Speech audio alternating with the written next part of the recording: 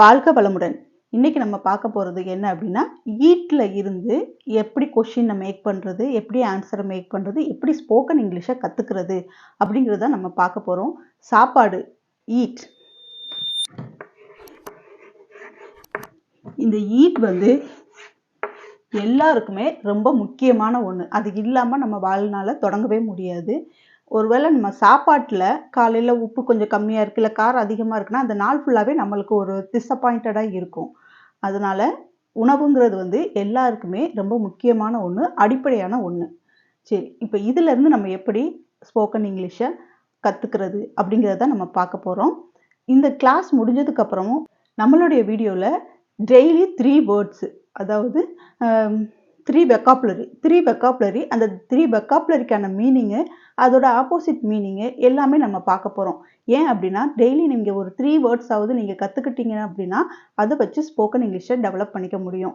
இந்த 3 வேர்ட்ஸில் உங்களுக்கு தமிழ் மீனிங் மட்டும் சொல்ல போகிறது கிடையாது. அந்த வெக்காபுலரியில் இங்கிலீஷை எப்படி இங்கிலீஷில் ட்ரான்ஸ்லேட் பண்ணுறது, இங்கிலீஷில் எப்படி சொல்கிறது, ஒரே ஒரு வேர்டு தான் இருக்கும், அதுக்கு நிறைய மீனிங்ஸ் இருக்கும். அந்த நிறைய மீனிங்ஸையும் நம்ம பார்க்கலாம். சரிங்களா? சரி, வாங்க இன்னைக்கு நம்ம ஈட்டை வச்சு எப்படி ஸ்போக்கன் இங்கிலீஷ் ஸ்கில்ஸை டெவலப் பண்ணிக்கிறது அப்படிங்கிறத பார்க்கலாம். இப்போ ஈட்.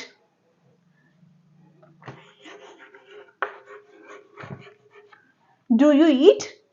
நீங்கள் சாப்பிட்டீங்களா கேட்பாங்களா? Do you eat? நீங்கள் சாப்பிட்டீங்களா அப்படின்னு கேட்கலாம். இப்போ டு யூ ஈட் அப்படிங்கிற நீங்கள் எஸ்ஆர் நோ கொஸ்டின் கேட்கும்போது அதுக்கு ஆன்சர் எப்படி பண்ணணும் அப்படிங்கிறத நான் போன வீடியோலேயே உங்களுக்கு சொல்லியிருக்கிறேன். அதுக்கான லிங்க்ஸை நான் உங்களுக்கு டிஸ்கிரிப்ஷனில் அப்லோட் பண்ணிடுறேன். இதனால் ஷார்ட்டாக ஒரு டைம் பார்த்துலாம். எஸ்ஆர் நோ கொஸ்டின் கேட்கும்போது எஸ்ன்னு சொன்னான்னா எஸ் ஐ டூ அப்படின்னு சொல்லலாம், இல்லை எஸ்ஸுக்கு பதிலாக அஃப்கோர்ஸ் அப்படின்னு சொல்லலாம். இல்லை நீங்கள் ஆப்போசிட்டாக சொல்லணும் அப்படின்னு நினச்சிங்கன்னா நோ, நோ ஐ டோன்ட், இல்லை நான் சாப்பிடல, ஐ டோன்ட். அதுவே நெகட்டிவாக வேறு மாதிரி சொல்லணும்னா நாட் ரியலி, நாட் ரியலி, இந்த மாதிரி சொல்லலாம். எஸ்ஆர் நோ கொஸ்டின் கேட்டாலே இந்த 4 டைப்ஸில் நம்ம ஆன்சர் பண்ணிக்கலாம். சரி, இப்போ டு யூ ஈட், நீங்கள் சாப்பிட்டீங்களா? இது சிம்பிளாக தான் கேட்குறது. இது ஒரு normal question. Do you eat சிம்பிளாக கேட்குறது. இதை கொஞ்சம் ப்ரீஃப் ஆக்கலாமா? Do you eat for breakfast.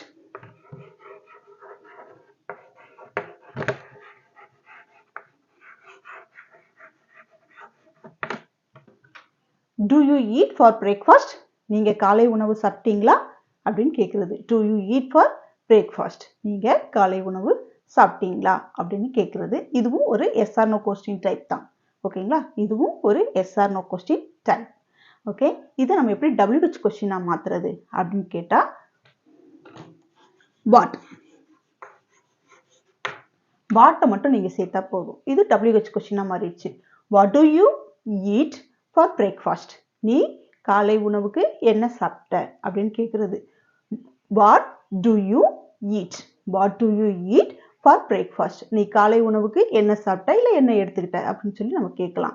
இப்போது இது ஒரு நார்மல் கொஸ்டின். இது உங்களுக்கு டு யூ ஈட் அப்படிங்கிறது ஒரு சிம்பிள் கொஸ்டினாக தான் இருந்தது. ஓகேங்களா? ஒரு சின்ன கொஸ்டின்லேருந்து நம்ம 3 கொஸ்டினை டெவலப் பண்ணியிருக்கோம். To you eat, to you eat for breakfast, what to you eat for breakfast. ஓகேங்களா? ஒரு சின்ன கொஸ்டின், அதுலேருந்து 3 கொஸ்டினாக நம்ம டெவலப் பண்ணியிருக்கிறோம். ஓகே, இப்போ இதுக்கு ஆன்சர் எப்படி பண்ணுறது? ஓகே, இதுக்கு ஆன்சர் எப்படி பண்ணுறது? இப்போ நீங்கள் டு யூ ஈட் இல்லை டு யூ ஈட் ஃபார் பிரேக்ஃபாஸ்ட்னு சொல்லும்போது நம்ம எஸ்ஆர் நோ கொஸ்டினுக்கு ஆன்சர் நம்ம 4 டைப்ஸில் பார்த்தோம். நீங்கள் அதில் எதுனாலும் போட்டுக்கலாம். இப்போ what to you eat for breakfast? நீ காலை உணவுக்கு என்ன எடுத்துக்கிட்ட அப்படிங்கும்போது இங்கே வாட், என்ன அப்படின்னு கொடுத்துட்டாங்க. அப்போ என்னன்னு நம்ம எழுதி ஆகணும். ஓகே, நம்ம என்னன்னு எழுதி ஆகணும். எழுதலாமா? ஐ, யூக்கு பதிலாக I. I eat, I eat, I eat idli with sambar. I eat idli with sambar. I eat idli with sambar. Okay, idli with sambar எடுத்துக்கிட்டேன் சாப்பாட்டுக்கு அப்படின்னு சொல்லலாம். இப்போ இட்லி வித் சாம்பாரோட நீங்கள் ஃபார் பிரேக்ஃபாஸ்ட் அதுவும் நீங்கள் ஆட் பண்ணிக்கலாம்.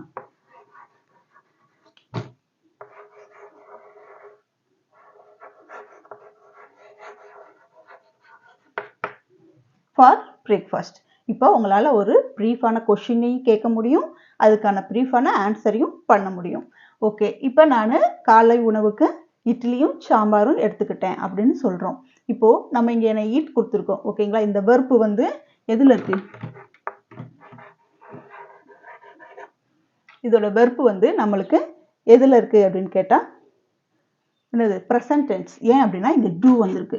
ஓகே, ப்ரெசன்ட்ல என்ன எடுத்துக்கிட்ட அப்படின்னு சொல்லி கேட்கும்போது நம்ம அந்த மாதிரி சொல்றோம். இங்க டூ ப்ரெசன்ட்ல இருக்கிறதுனால தான் ஈட் நம்ம இங்க ப்ரெசன்ட் சொன்னோம். ஒருவேளை நீங்க இல்ல நான் ஏற்கனவே முடிஞ்ச மாதிரி சொல்ல போறேன், பாஸ்ட்ல சொல்லணும் அப்படின்னா என்ன? வாட் டிட், அது அப்படியே டிட்டா மாத்திருங்க. ஓகே, டூவர் வந்து அப்ப நடக்கிறத நம்ம அப்ப கேட்கிறோம். ஓகே, அந்த மாதிரி கேட்கும்போது டூ போட்டீங்க. இது நீங்க ஏற்கனவே நடந்து முடிஞ்சிச்சு. நீ காலையில என்ன சாப்பிட்ட அப்படின்னு சொல்லி நீங்க மதியம் கேட்குறீங்க. ஓகே, அந்த மாதிரி கேட்கும்போது what did you eat for breakfast, நீ காலையில என்ன சாப்பிட்ட, இல்ல காலையில சாப்பாட்டுக்கு என்ன எடுத்துக்கிட்ட அப்படின்னு சொல்லி கேட்கறது. அப்ப அப்படி நம்ம டிட்ன்னு சொல்லும்போது நம்ம இங்க ஆன்சர் எழுதும்போது எப்படி எழுதணும்? வெரி குட், என்னது? 8. ஓகே, டிட் எழுதும்போது நம்ம பாஸ்ட் டென்ஸ்ல கேட்கும்போது ஏன் நம்ம அங்க ஈட்டுன்னு எழுதணும் இப்போ புரியுதுங்களா? ப்ரெசென்ட்ல கேட்கும்போது நம்ம ப்ரெசென்ட்ல சொன்னோம். ஓகே, அங்கேயும் ப்ரெசென்ட்ல இருந்ததுனால கொஷின் ப்ரெசென்ட்ல இருந்ததுனால ஆன்சர் ப்ரெசென்ட்ல நம்ம எழுதணும். இப்போ கொஷின் எப்படி இருக்கு? பாஸ்ட்ல இருக்கு. ஸோ என்னது? What did you eat for breakfast அப்படின்னு பாஸ்ட்ல இருக்கிறதுனால நம்ம இங்க என்ன எழுதணும்? பாஸ்ட்ல தான் எழுதணும். So I ate idli with sambar for breakfast அப்படின்னு எழுதணும். ஓகே, இப்போ இந்த கொஷின் புரிஞ்சிருக்கும், இதுக்கான ஆன்சரும் புரிஞ்சிருக்கும். இந்த பாஸ்ட்ல எப்படி கேட்கறது, ப்ரெசென்ட்ல எப்படி கேட்கறதும் உங்களுக்கு தெரிஞ்சிருக்கும். இப்போ இதே மாதிரி வேற ஒரு பார்க்கலாம். அதே ஈட்ல காலையில என்ன சாப்பிட்ட அப்படின்னு நம்ம பார்த்தோம். இப்போ அதே தான் do you eat, இது நம்ம ஆல்ரெடி பார்த்துட்டோம். do you eat, என்ன சாப்பிட்டா நம்ம கேட்டாச்சு, பார்த்தாச்சு, அதுக்கு ஆன்சரும் பார்த்தாச்சு. இப்போ do you eat, do you eat lunch. Okay, do you eat lunch, இது நம்ம ஆல்ரெடி பார்த்த மாதிரி தான். என்னது? ஃபார் பிரேக்ஃபாஸ்ட்டுக்கு பதிலாக என்னது? லஞ்சுன்னு கொடுத்துருக்காங்க, அவ்வளவுதான். இதுக்கும் நம்ம அதே மாதிரி தான் ஆன்சர் பண்ணணும். பட் இதுக்கு வந்து நம்ம WH கொஸ்டின் வேற மாதிரி ட்ரை பண்ணலாமா? where. Okay, where do you eat lunch? Okay, lunch மதிய உணவு எங்க சாப்பிட்ட? ஓகே, அங்க நம்ம ஃபர்ஸ்ட் கேட்கும்போது என்ன சாப்பிட்ட அப்படின்னு சொல்லி நம்ம பார்த்தோம். இது வந்து எங்க சாப்பிட்ட? where do you eat lunch, மதிய உணவு எங்க சாப்பிட்ட அப்படின்னு கேட்கிறது. இப்போ எங்க சாப்பிட்ட அப்படின்னு கேட்கும்போது நம்ம என்ன எழுதணும்? ஐ, இங்கே நம்ம என்னதான் எழுதணும்? ஈட் தான் எழுதணும்.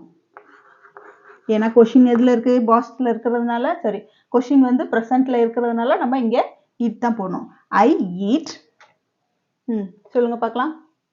ஐ ஈட் லஞ்ச், நான் லஞ்சை அட் ஹோம், வீட்டில் சாப்பிடுவேன். Okay, I eat lunch. Okay, I eat lunch at home, நான் வீட்டில் சாப்பிடுவேன். ஓகே, வேர் டு யூ, சரி, வேர் டு யூ ஈட் லஞ்ச், என்னது? லஞ்சு எங்கே எடுத்துப்பீங்க அப்படின்னு சொல்லி, நான் எங்கே போய் சாப்பிடுவீங்க அப்படின்னு கேட்குறது தான்.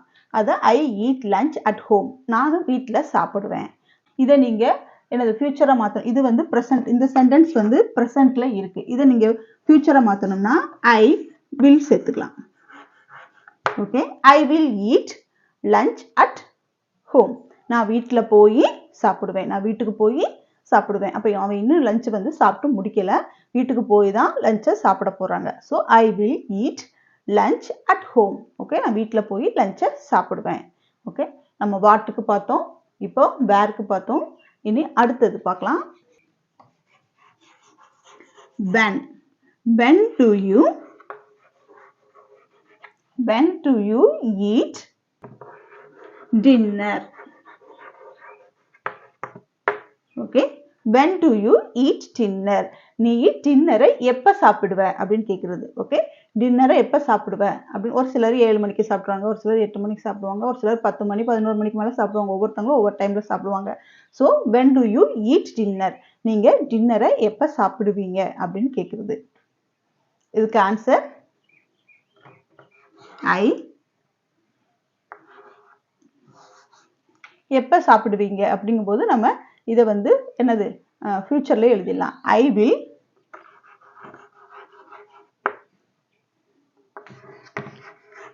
eat dinner ஆஃப்டர் 9 o'clock இல்லை after 9 PM. Okay, after 9 PM நான் 9 மணிக்கு மேலே, அதாவது இரவு 9 மணிக்கு மேலே நான் என்னுடைய டின்னரை சாப்பிடுவேன், இரவு உணவை சாப்பிடுவேன் அப்படின்னு சொல்கிறது. I will eat dinner after 9 PM. அதாவது இரவு உணவை வந்து 9 மணிக்கு மேலே சாப்பிடுவேன் அப்படின்னு சொல்கிறது. இன்னைக்கு நம்ம பார்த்தது வாட், வேர், வென். இதை வச்சு ஈட்ல எப்படி கொஸ்டின் கேட்கறது அப்படின்னு பார்த்தோம். இதை எஸ்ஆர்னோ கொஸ்டின் டைப்ல எப்படி கேட்கறது அப்படிங்கிறது உங்களுக்கு தெரிஞ்சிருக்கும். இது வந்து கண்டிப்பா உங்களுக்கு ஈஸியா புரிஞ்சிருக்கும். இப்போ சிம்பிளான ஒரு எஸ்ஆர்னோ கொஸ்டின் பார்த்துடலாம்.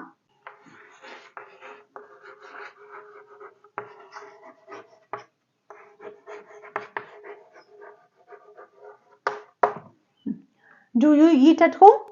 நீ வீட்ல சாப்பிடுவியா? Yes, I do. Yes, I do அப்படின்னு எழுதலாம். Yes, I do. இல்ல அப்படின்னா yes.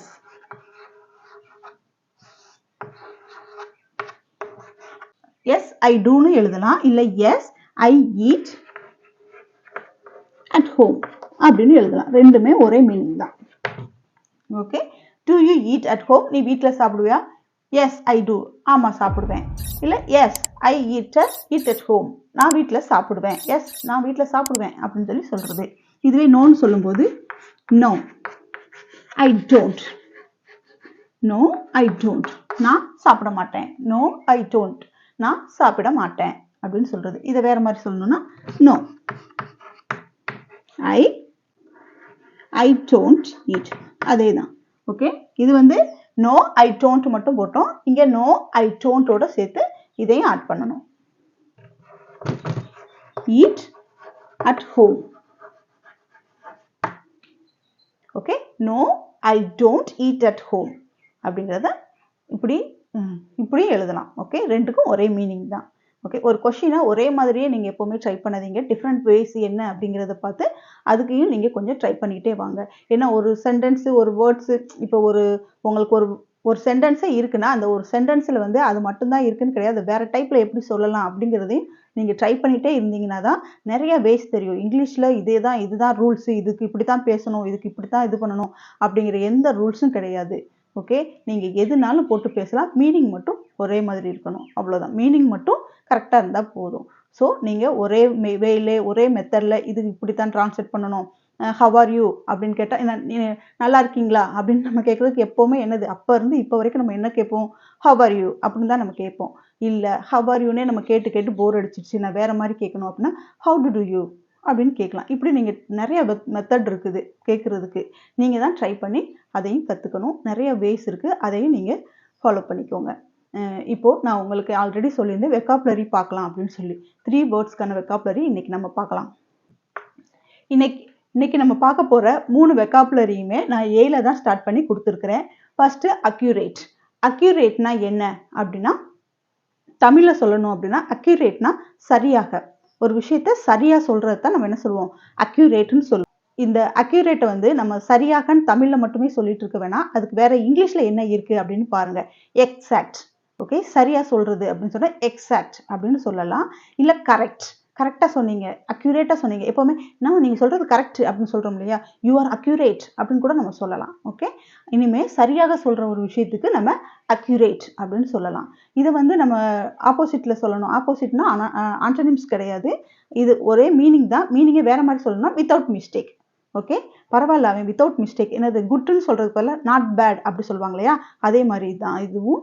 Without mistake. அக்யூரேட்டுங்கிறது வந்து சரியாக சொல்கிறது, அதை எக்ஸாக்ட்னு சொல்லலாம், கரெக்டுன்னு சொல்லலாம். இந்த ரெண்டும் மீனிங் தான் இருக்கா அப்படின்னு கேட்டால் இல்லை, நிறைய இருக்குது. அதெல்லாம் சொன்னால் வீடியோ இன்னும் லென்த்தாக போயிட்டு இருக்கும். நீங்கள் இன்னும் கொஞ்சம் ப்ரீஃபாக பார்த்துக்கோங்க. ஓகே, அக்யூரேட்னா exact and correct. Exact and correct. இதை நம்ம வேறு மாதிரி சொல்கிறோம், வித்தவுட் மிஸ்டேக் இல்லாமல். ஓகே, மிஸ்டேக் இல்லாமல் இருக்கிறது தான் என்னது அக்யூரேட், சரியாக அப்படின்னு சொல்கிறது. அடுத்து நம்ம பார்க்க போகிறது அபியன்ஸ்னா என்ன அப்படின்னா நிறுத்தி வைக்கிறது. ஒரு விஷயத்த நம்ம அடுத்து செய்ய விடாமல் என்னது தடுத்து வைக்கிறது இல்லை நிறுத்தி வைக்கிறது, ரெண்டும் ஒரே மீனிங் தான். நிறுத்தி வைக்கிறது. இதை நம்ம எப்படி சொல்கிறது அப்படின்னா உங்களுக்கு ஈஸியாக புரியுற மாதிரி சொல்லணும்னா போஸ்ட்போன். ஓகே, தள்ளி வைக்கிறது, ஒத்தி வைக்கிறது, போஸ்ட்போன் சொல்லலாம். இல்லை அப்படின்னா ஓகே சஸ்பென்ஷன். ஓகே, அபியன்ஸ் வந்து நம்ம இங்கிலீஷில் மீனிங் பார்க்கும்போது அது என்ன வரும் அப்படின்னா சஸ்பென்ஷன் வரும், அடுத்து போஸ்ட்போன் அப்படின்னு சொல்லலாம். சஸ்பென்ஷன், போஸ்ட்போன், இது தவிர்த்து நிறைய மீனிங் இருக்கு. ஓகே, இன்னைக்கு நம்ம இந்த 2 மட்டும் பார்க்கலாம். அபியன்ஸ்னா சஸ்பென்ஷன் அண்ட் போஸ்ட்போன். இது வந்து ஆப்போசிட்டாக சொல்லணும், ஆப்போசிட்டில் சேம் மீனிங்கில் சொல்லணும். Without continue. Okay, without continue, ஒரு விஷயத்தை செய்ய விடாமல் நிறுத்துறது தான் என்னது வித்தவுட் கண்டினியூ அப்படின்னு சொல்லலாம். இப்போ அடுத்தது அபாலிஷ். அபாலிஷ்ங்கிறது தெரியும், ஒரு சிலருக்கு தெரியும், தெரியாதவங்க தெரிஞ்சுக்கோங்க. அபாலிஷ்ங்கிறது வந்து என்ன அப்படின்னா நீக்கிறது. ஓகே, இந்த விஷயத்தை வந்து இது தேவையில்லை, இது வேண்டாம் அப்படின்னு சொல்லி நீக்கிறோம் இல்லையா, அதை தான் அபாலிஷ்ன்னு சொல்றாங்க. அபாலிஷ்னா நம்ம என்னது நீக்கிறதுன்னு பார்த்தோம். இதை இங்கிலீஷில் பார்க்கும்போது எலிமினேட், ஒமிட் அப்படின்னு சொல்லுவாங்க, எலிமினேட்னு சொல்லுவாங்க, அப்புறம் கேன்சல் அப்படின்னு சொல்லுவாங்க. இந்த மாதிரி எதுனாலும் சொல்லலாம். அபாலிஷ்ங்கிறதுக்கு வந்து நிறையா இருக்குது. ஓகே, இதுக்கு நீங்கள் பார்க்கணும்னா 20 மீனிங் வரைக்கும் நீங்கள் பார்க்கலாம். ஓகே, ஆனால் நீங்கள் எப்போவுமே அதைத்தான் சொல்வீங்க. ஓகே, எலிமினேட் பண்ணுறது, அப்புறம் ஒமிட் பண்ணுறது, அப்புறம் கேன்சல் பண்ணுறது, இந்த மாதிரியே தான் நம்ம சொல்லிக்கிட்டு இருக்கோம். இனிமேல் நம்ம அந்த மாதிரி சொல்லாமல் அபாலிஷ் அப்படின்னு சொல்லலாம். எஸ்டாப்ளிஷ். எஸ்டாப்ளிஷ்ங்கிறது ஒரு விஷயத்தை வெளிப்படுத்துறது, உன்னோட விஷயத்தை எஸ்டாப்ளிஷ் பண்ணு அப்படின்னு சொல்லி சொல்லுவாங்க. எஸ்டாப்ளிஷ்னா வெளிப்படுத்துறது. ஸோ இதை வித்தவுட் எஸ்டாப்ளிஷ். வித்தவுட் எஸ்டாப்ளிஷ்னா அபாலிஷ். ஓகே, அபாலிஷ்னா என்னது நீக்கிறது, ஒமிட் பண்ணுறது. ஓகே, இன்னைக்கு நம்ம இந்த 3 வேர்ட் பார்த்துருப்போம். இந்த 3 வேர்டுக்கான வெக்காபுலரியும் நம்ம பார்த்துருப்போம். இது வந்து கண்டிப்பாக உங்களுக்கு புரிஞ்சிருக்குன்னு நம்புகிறேன். இந்த வீடியோ கண்டிப்பாக உங்களுக்கு யூஸ்ஃபுல்லாக இருக்கும் அப்படின்ற நம்பிக்கை எனக்கு இருக்குது. இந்த வீடியோ உங்களுக்கு பிடிச்சிருந்ததுன்னா மறக்காமல் லைக் பண்ணுங்கள், ஷேர் பண்ணுங்கள், கமெண்ட் பண்ணுங்கள். வீடியோஸ் மட்டும் பார்த்துட்டே இருக்காதீங்க, சப்ஸ்கிரைப் பண்ணிக்கோங்க. அப்போ தான் அடுத்தடுத்து நான் போடுற வீடியோஸ் உங்களுக்கு கன்டினியூஸாக வரும். தேங்க்யூ ஃபார் வாட்சிங் and thank you for more supporting. Thank you.